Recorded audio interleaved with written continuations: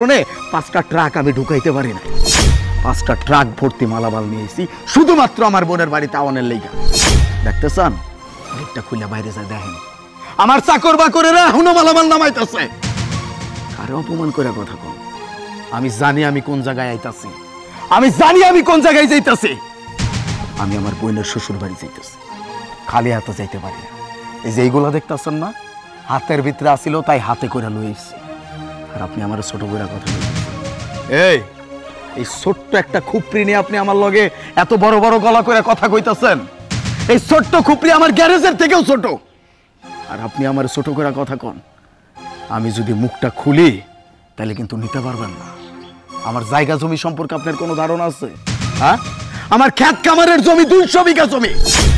আপনারা যদি আমি হাঁটতে দেই পুরো 1 মাস সময় লাগবে আমার 200 বিঘা জমি শেষ করতে। আর আপনি আমার ছোট করে কথা কন, তাই না? কার বাড়িতে আইছি, আমার পোশাক আশাক দেখে আমারে কথা কয়। বলেন, আমারে অপমান করছেন। আপনি আমার বউডারে পর্যন্ত অপমান করছেন, আপনি আমার ছোট বোনডারে অপমান করছেন। এই জায়গায় তো আমি চুপ থাকুন না। আইছিলাম বোনডারে দেখতে, কিন্তু আয়াজা দেখছি তাতে আমার মন বইরে গেছে। আমার আর এই জায়গায় থাকার কোনো ইচ্ছা নাই। যাই হোক, ছোট বোন জামাই তোমাকে বাড়িতে প্রথমবারের মতো আইছি। এখন ছোট বোন জামাইয়ের জন্য যদি ছোট্ট একটা উপহারও না নিয়ে যায়, ব্যাপারটা কেমন দেওয়া যায় না? এলো, এই ছোট্ট একটা উপহার তোমার লেগে। গাড়ি বাইরে দাঁড় করানো আছে। ওই যে কইলাম না, তোমাকে গেটটা একদম সংকীর্ণ, ছোট, গাড়িটা ঢুকে নাই, বাইরে রাখা আছে, নিয়ে নি। ভাইয়া আসলে হয়েছে কি, টোটাল বিষয়টা ভুল বোঝাবুঝির মধ্যে। আমরা তো এরকম মানুষই না, সেটা তো আপনার বোন অনেক ভালো করে জানে আমরা, তাই না? আবার থ্যাংক ইউ ভাইয়া, থ্যাংক ইউ। তুমি কিছু বলো না ভাইয়াকে। কি বলবো আমি ভাইয়াকে?